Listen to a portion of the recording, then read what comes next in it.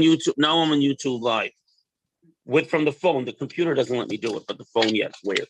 Because it's a very good way just to save a copy of your. No, it's good because that's fantastic. I didn't even know about it. Thank you. What was that, Sunday? For that alone, it was worth having you come to breakfast. I enjoy your, He's the man, your commentary, and I think it's worthwhile to be on the internet. So that's not just. That's the bonus. Okay, I gotta run, Bob. Can't help you pick up. You know, today. the Mishnah Torah is like his original, Bob, which I have, original Talmud. Yeah. Okay. Hebrew and Hebrew. Yeah. Right. Yes, the same idea. Yep. Like we have some volumes of it here. Okay. Hello, everyone. Good morning, everyone. Time to do some Talmud. Okay. So when Michal comes on, he'll give us the right page. Meanwhile, we're on page. Abdallah, no? Yeah. Did we finish Aleph? No, I'll tell you in a second. Amud Aleph? We want we're talking about Kol Be'isha Erva, right? About singing. Okay. Oh, we did that already. Okay. Oh, I'm up to Amar Rav Shesha, so it's 24. You're still on Aleph? Yeah. Here we are. Okay. Michal, can you put up because I'm on my phone this morning, can you put up 24a like 17 all the way at the bottom? We're up to the word Sarbi Shaver. Here of a woman is an erva. Yes. Put that up, please. Because that way I can still see everyone. Okay. So, Tonu Rabbanon. I'm sorry. Omer Rab Sheshes, Seir Be'isha Erva, the hair of a married woman, because an unmarried woman is not required to cover her hair, is considered like a uncovered part of her body. Shenamar Zizat Sarech Keder Ha'izim, your hair is like in Shirashirim, is like a flock of goats, and therefore, because it is attractive, it is considered an erva. Many of the modern posts can point out that even though a married woman should cover her hair, since most do not today, especially non-Jews, but also many Jews, it's no longer considered a part of the body that's normally covered, and one is permitted to pray in the presence of uncovered hair, which is good, or we wouldn't be able to daven in both shuls. Today, we have so many educated women, especially in Israel, professors, and Talmidei Chachamim. Did anybody ask the women what they think about this? The answer is all these learned women, many of them who are religious and learned, cover their hair. In other words, covering the hair is a biblical obligation. We're talking about shock. No, we're talking here. No, we said Sar Be'isha Erva. Let me explain. A married woman covering her hair is a biblical obligation. It has nothing to do with modesty. But since back then, most married women covered their hair, it's considered a place that's normally covered. And therefore, if it's uncovered, you're not allowed to pray in its presence. So what do you mean it has nothing to do with why did they cut their hair? They covered their hair because the Torah says, with regards to the sota, the wayward woman, that you shall uncover her hair. From this, we see that all married women are supposed to have their hair covered, and it's a punishment to have their hair uncovered. So it's a biblical obligation to cover their hair, but it's not related. The shok is about, the thigh is about modesty. This is not about modesty. But why? Because if it was about modesty, unmarried women would also have to cover their hair. Right? So it's not about modesty. But once it's covered, if it's uncovered, you're not supposed to. So someone who normally covers their hair, if their hair is uncovered, you're not supposed to daven in that presence. But someone who doesn't normally cover their hair, you're allowed to pray in their presence. Whereas if they're, if there's a great deal of skin showing, then that's a problem. Okay. Of course, since as observant Jews, we have two separate sections to the shul. No one has any business looking at the other section, so we don't have a problem. You don't have to worry. Because you should be keeping your eyes in your siddur and not peeking over the mechitza, okay? Amar Rabbi Chanina. Rabbi Chanina said, Anira Isias Rebbe Shetola Tefillah. I saw that Rebbe hung his tefillin by the straps. In other words, when he had to take his tefillin off, he hung them on a peg. On a what? On a peg. Okay. Like a hook. Vav. Right. So the question is, Meisvei, I'll ask you a challenge. We learned in a Braita, Hatayla tefillin, he who hangs his tefillin by the strap, Yitlu Chayav, his life shall be dangled in front of him. How about when you have to put on your... No, we're talking about where you store them by hanging them on a hook, which isn't nice. So it's okay if it hangs down. While you're putting them on, yeah. Because that's part of the respect for the tefillin. We're talking about you got to go somewhere, so you hang them on the hook and leave. Someone once told me that, when you put it on, the roast one, when it shouldn't hang down. Ideally, you should put it on this way. You put it on like this. But if it happens to hang, it's not the end of the world. But it's the proper way to do it. And you can't lift your hands up. No, the proper way to do it is like this, but not everyone can physically. Some people have limited range of motion, then it's okay. What's with the problem with Bein Einecha? Because we know halacha Moshe Messina, the Bein Einecha means here and not here. How do we know that? Halacha Moshe Messina. It is handed down from Moshe at Sinai orally for all the generations. That's why the Tzedukim and Skorayim put their tefillin here. Oh, thank you. Okay. Bad enough. So, and it says, so your eyes at Dorshe Chamuros Amru, those who interpret or Dorshe Reshumo, those who interpret hidden things in a very midrashic way, said, in the Tochacha Kitav, it says your life shall be hanging by a thread in your face. This is Toilet Tefillah. This is the one who hangs up his tefillin.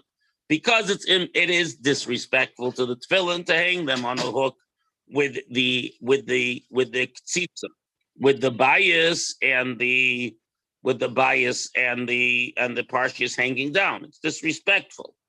And says the Gemara, lo kasha, no problem. That where you hang it by the strap and the bayit of the tefillin, the box is hanging down, that's disrespectful. But where you you balance the tefillin on the hook, and the strap is hanging down, and the bayit, the solid part, is on the hook, that's okay. What are they getting in here? So how do you hang it? If you're not, the most normal thing. No, you put the hook in. You know where the strap goes. You put the hook in there so it stays level. You put the hook through where the strap goes. Yeah. So then it stays straight. If you want another answer, says the Gemara, and this is the halacha, lotion or ritzua, there's no difference whether it is the ritzua or the bayit. You're not allowed to hang it. V'chi told Rebbe, where did Rebbe hang it? The kisses are in the bag. You're allowed to hang the tefillin bag on a hook once they're in a bag. But you're not allowed to put the tefillin on a hook, either the bayit or the strap. If so, my lememra, what is it teaching us? Everyone understands? Mal the same, I would have thought. Torah. That the bag needs to be placed on a solid surface, like a Torah scroll needs to be placed even when it's covered. In an ark on a solid surface, you're not allowed just to hang the Torah scroll. Kamash Milan lets us hear that a tefillin bag can be hung, even though a Torah scroll, even when it's in its case, cannot be hung. And now we're at the very, very bottom of 24a. Rebbe. I saw Rebbe.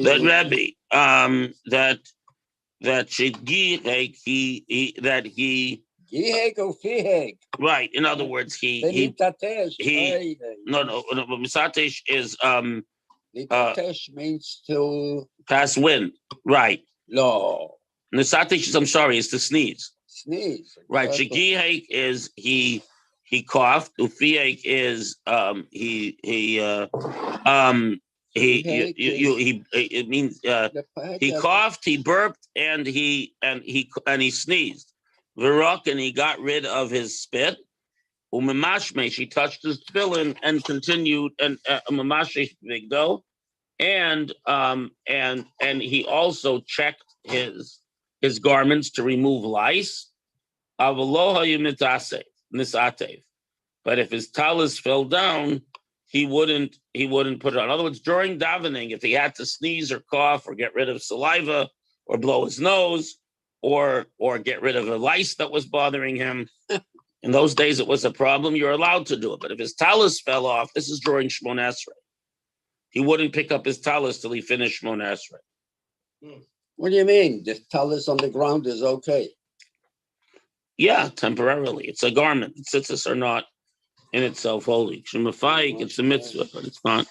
Shumafayik, and when he would yawn, would place his hand over his cheek, so no one should see that he was yawning, because it's disrespectful to yawn in front of the while you're praying. Hi. Good morning. I'm sorry to bother you. That's okay. Meitvei, I have a contradiction, says the Gemara. We're on 24b at the top. Whoever who is loud during the Shmona Esrei, which is supposed to be quiet, it shows he's of little faith because he doesn't believe God can hear him. So he who makes his voice loud in his prayer, he's from the false prophets. Because the false prophets and Elijah yelled, "Hamagahek, you cough or sneeze, it's disrespectful. If you sneeze, which you can't help in prayer, it's a bad sign." Others say, it shows that he's a lowly person. Haruk b'tfilos, he's someone who spits in the middle of prayer as if he spits before the king. So bish, yawning and coughing, there's no question. Kanlaon. So this is where you can't help it. Here is where you did it on purpose. But sneezing is a kasha. You can't help sneezing. Answers the Gemara, sneezing against sneezing. That sneezing is okay or sneezing is a bad sign. Kamalamayla, kamalamata. If you sneeze from above, from your nose, that you can't help. But if you sneeze from your nether parts, in other words, you pass wind, you should have been more careful, making sure you took care of all that stuff before you daven. Yeah, but that's something possible. Right. Well, so it's a bad sign. Maybe you need to change your diet. Sometimes it's allergy, no? Right. Yeah, but generally speaking, a person should make sure to go to the bathroom and be ready, and be all taken care of when you pray. This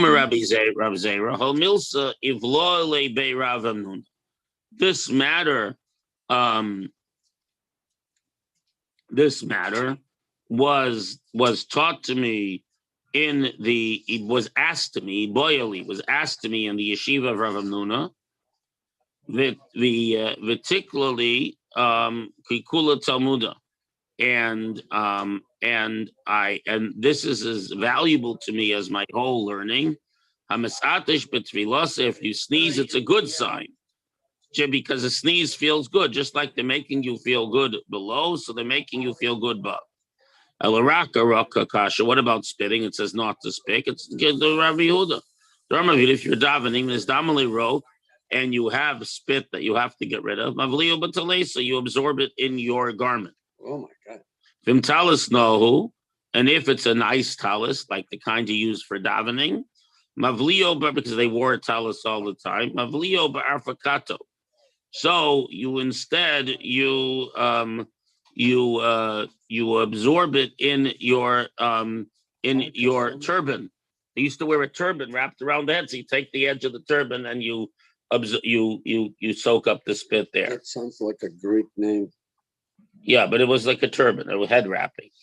Ravina, which came down on this, they wrapped it, around the head, and it came down like this, like a scarf. So you take it like a handkerchief. Like a handkerchief. Right. Ravina v'koy achuri de Ravashi. There's Daman Reik. Ravina was davening behind Ravashi, and he had spit. So paske lachure, he moved it to the back, so it's not to spit between in front, right behind his teacher. Amalu Savamar de Rav Yehuda. Don't you hold like Rav Yehuda? You can just soak it up in your garment. He says, Anina Gatoi, I am very delicate and I can't stand spit in my clothing. I guess these days we're all delicate.